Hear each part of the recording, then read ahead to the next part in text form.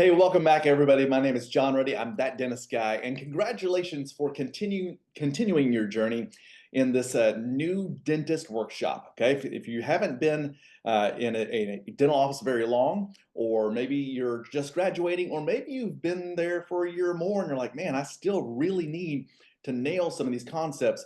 Congratulations for being here. You're going to be better for it. I tell you what, I've worked with dental offices. I've worked with dentists all over the nation. And these next principles I'm going to teach you are going to be hands down one of the most important tools for you to gain acceptance from your patients. Because if you can't have this conversation well or in a manner that's pleasing to the patient, you're never going to win.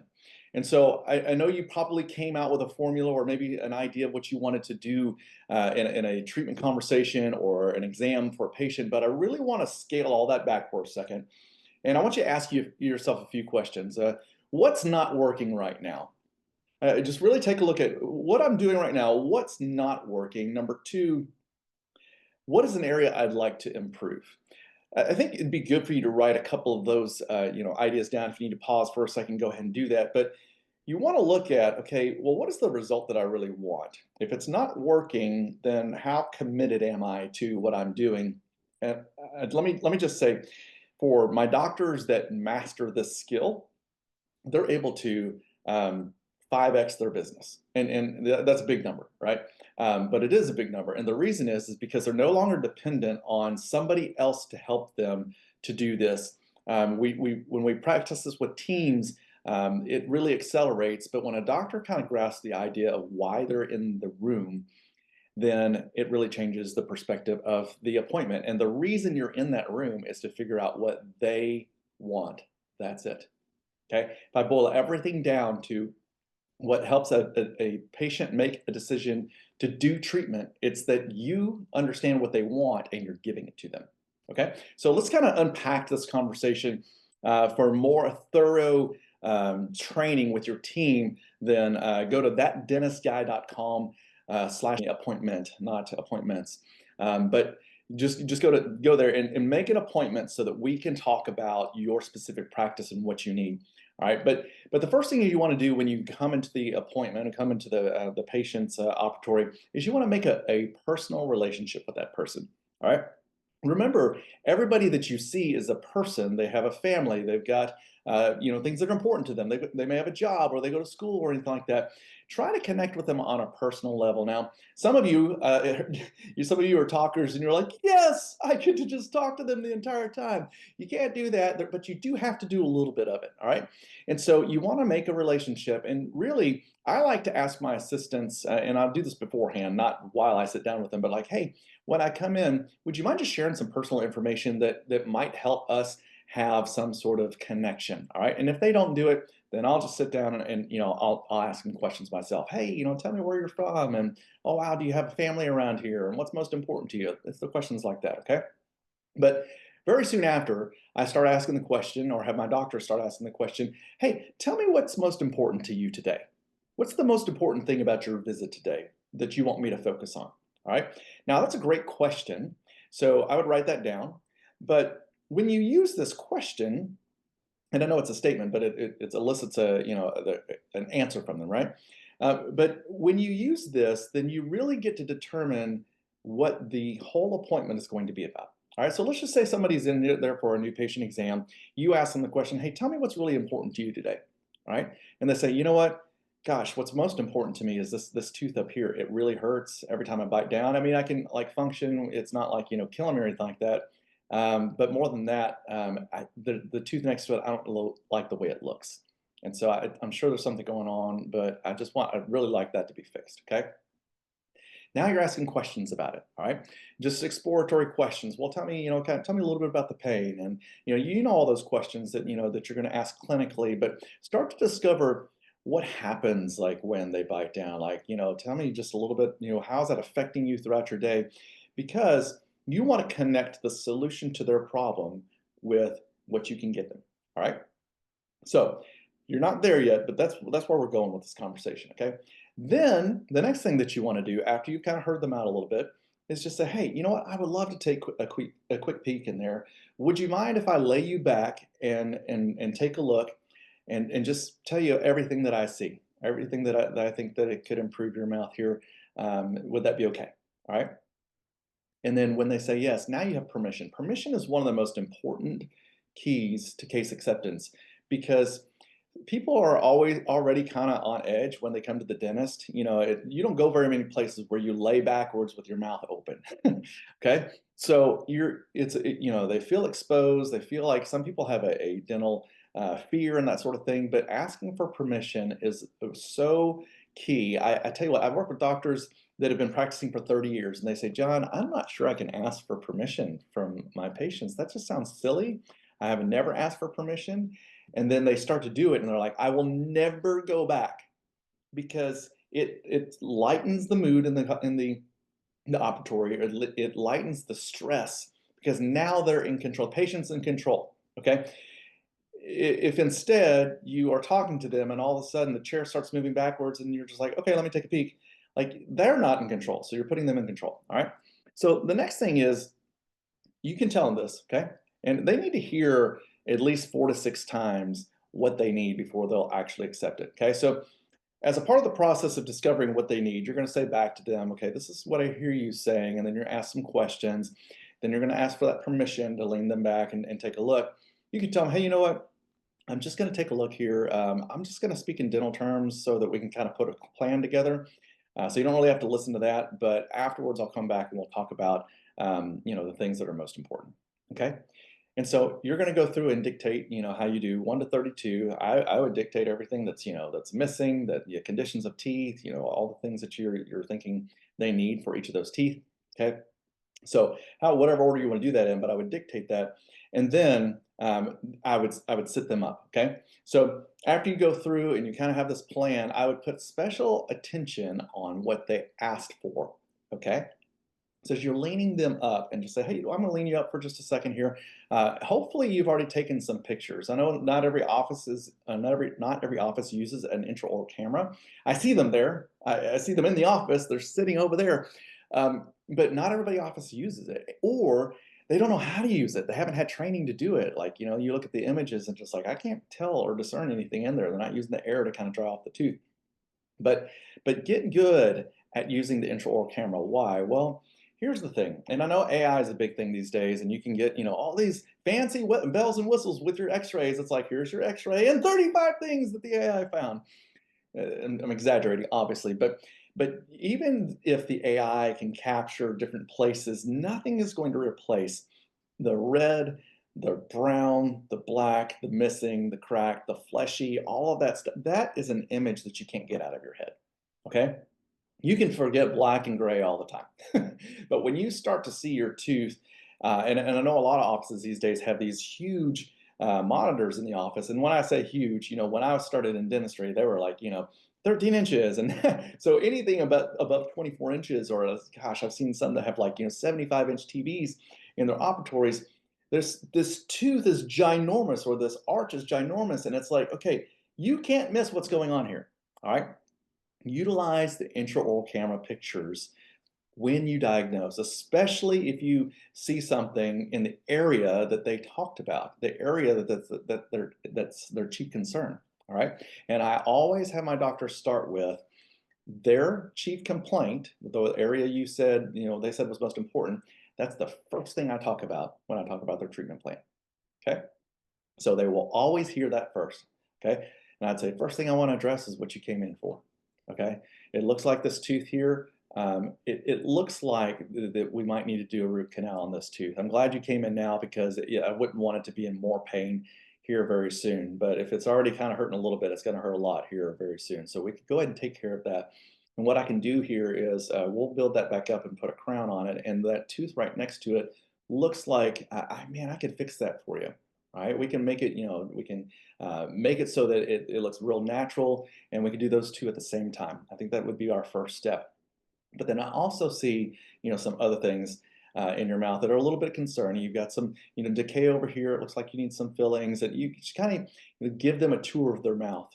Okay. But the first and foremost, the most important thing is, man, I want to take care of what you came in for. Okay.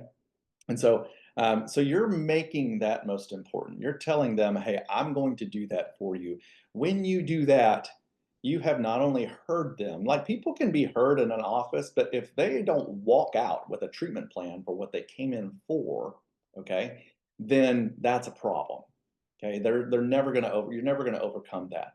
Okay, if you if you sit there and listen to them and then you look back at their mouth and say, "Oh my gosh, but you've got active decay over here.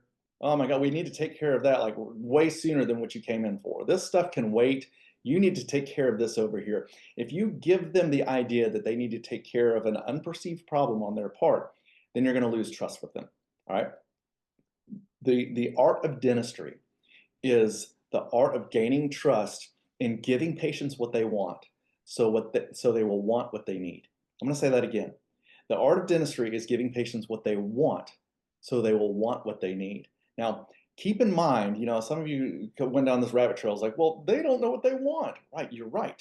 Okay, but giving them what they want and giving them a fix for it. What they want is this: they want solutions to problems. They want good feelings and solutions to problems. That's all they want. Okay, they want to be able to smile and like be comfortable with their smile. They want to be able to chew the food that they like. Okay, I know that there is a strong, just a strong focus for occlusion. Okay, and occlusion is a big deal. All right, the dentists that I have worked with for just decades now. Okay, over 15 years now. All right, they they are the best dentist in their field. All right, and they work on occlusion as they can work on the patient's mouth. We've got to understand that not everybody has 25, 30, $80,000 to get full arches. All right, so if that's kind of the where you're at, okay, and maybe your practice is designed around that. Maybe you're like, okay, well, John, that's what we get all the time. Great. Make sure you're addressing the problem. All right. Most of you who are general dentists, you're going to work on occlusion over time. All right. And in the case, let's just say that you have that patient that's in the chair. Okay. And they're looking at this over here and they're like, this is really important to me. And they have all this active decay over here. All right. What I'm going to do is say, hey, you know what? Our first appointment, I want to make sure I take care of the teeth that are most important to you. I want you to know that there's some other teeth over here we need to take care of as well, and we really can't wait on those for a very long time. But we can do this first, and then we can get to that. But I just want you to know that just kind of the same issue that you're having up here that you don't like, you're probably going to have over here if we don't take care of it. All right. And so you can build it into the treatment plan. And in any good office, when they walk to the front, okay, they're doing a treatment plan at the front. They're making sure that they understand the finances before they schedule and that sort of thing. Somebody's asking them, hey, would you be interested in doing this, all at once, or to do it quickly, or do you need to do it or want to do it over time to maximize your dollars in insurance? That's not a doctor question. It's a front desk question. Okay, but somebody should be helping them to make this affordable. All right. Your job is to make sure that the number one problem they came in is what they're coming back for in the beginning. Now, let's just say, for the sake of example, you didn't find out, a bunch of stuff all over the place, but you did find another area that you could do at the same time. You could tell them, hey, we can do it at the same time if you'd like. Ultimately, it all needs to get done. I know you're really concerned about this. I want to take care of that first. Okay. So how do we end the conversation? All right. There's two ways that we're going to end the conversation. Number one is this. Okay. After you've given your treatment plan, you've told them in layman's terms, hey, I see this up here. I want to take care of this. We've got some other stuff on the other side that we can take care of as well. This is stuff that we do all the time. But I know that's going to be really important for you to take care of those things. Do you see any reason? And here's the question you're going to ask them. Do you see any reason why we shouldn't get started with this? Okay. They want to say no to something, and you're going to let them say no to that. Okay. Do you see any reason why we shouldn't get started? No. All right. More than that, you want to find any objections that they have before they go up to the front desk. All right.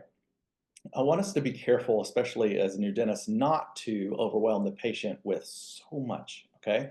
But really, they might come up, well, I don't know if I could do all of it. I was, oh, no, no, no. I'm not asking you, do you see any reason why we shouldn't do it all at once? I'm just asking you, do you see any reason why we shouldn't get started in making your health more healthy, your mouth more healthy?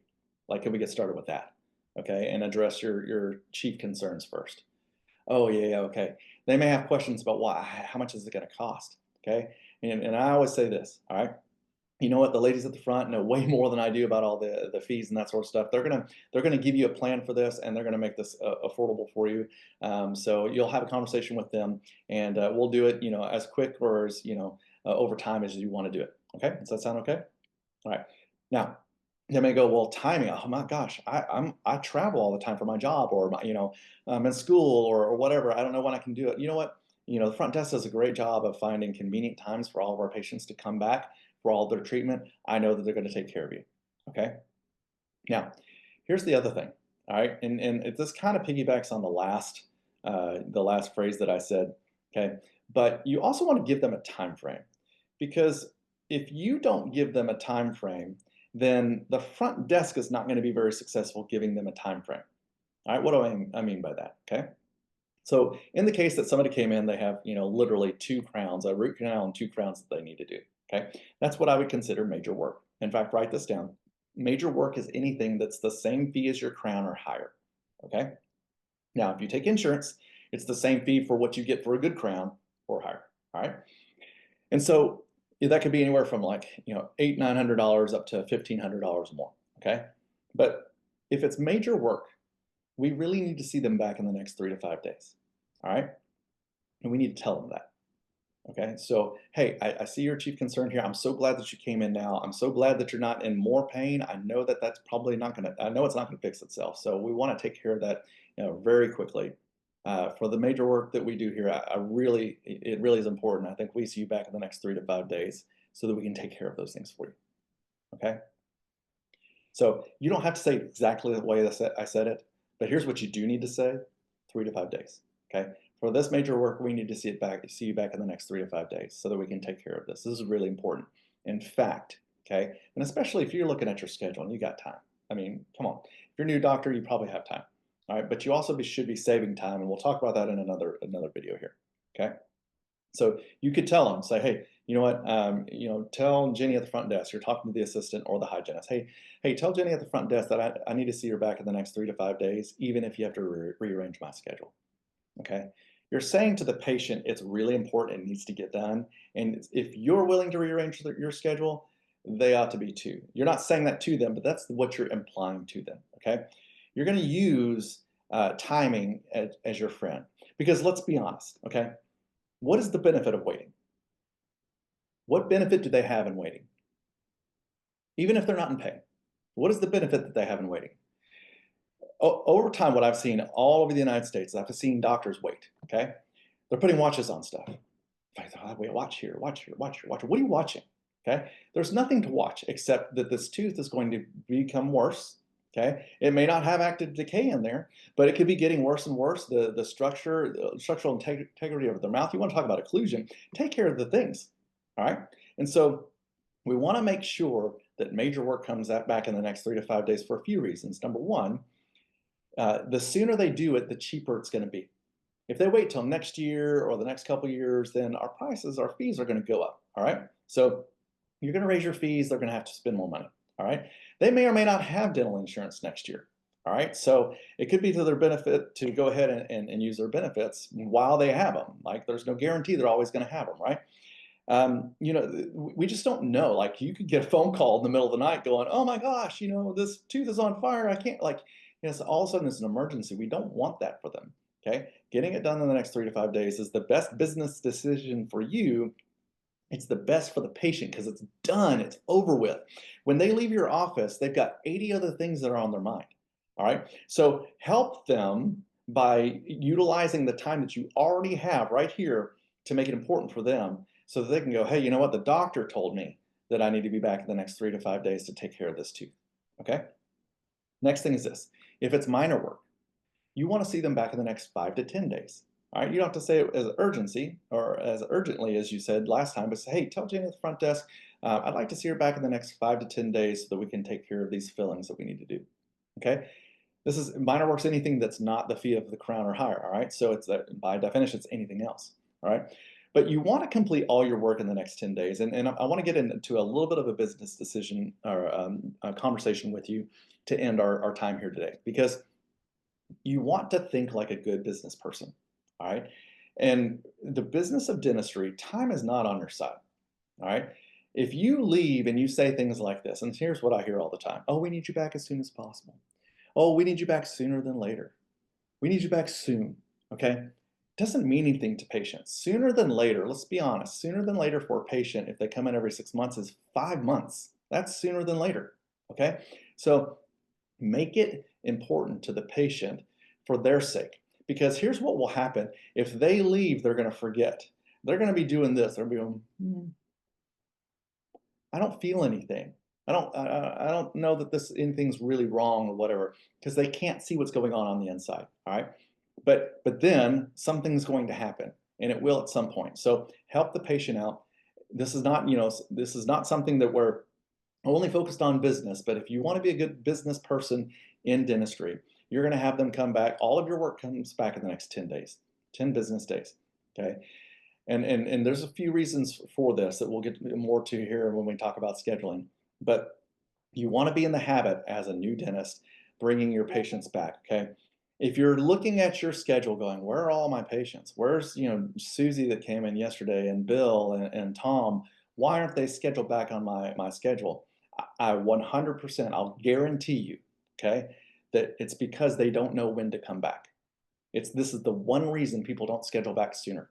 Okay. And it's going to be the reason that you may be sitting and not doing procedures like that you want to. So make it definitive for the patient. Make sure that you're partnering with your team. Make sure that you're partnering with the patient. Make what's most important to them most important to you. And as you do this, you'll see their level of trust go way higher. Your reps and your ability to help them and serve other patients are going to increase. And you're going to be a trusted dentist in your field. So this is a good next step for you. Again, my name is John Ruddy. I'm That Dentist Guy. Check me out on thatdentistguy.com. If you want to make an appointment to chat with me a little bit about your budding career here, go to thatdentistguy.com/appointment, and we can make an appointment and we can chat a little bit about just who you are and what you're looking forward to doing. Also, there's more videos I know that you can check out on my YouTube page here. But if you're not already enroll in this class so you can have all 4 of the videos at your disposal because you're going to want this as you begin your career. Y'all have a great day and see you next time.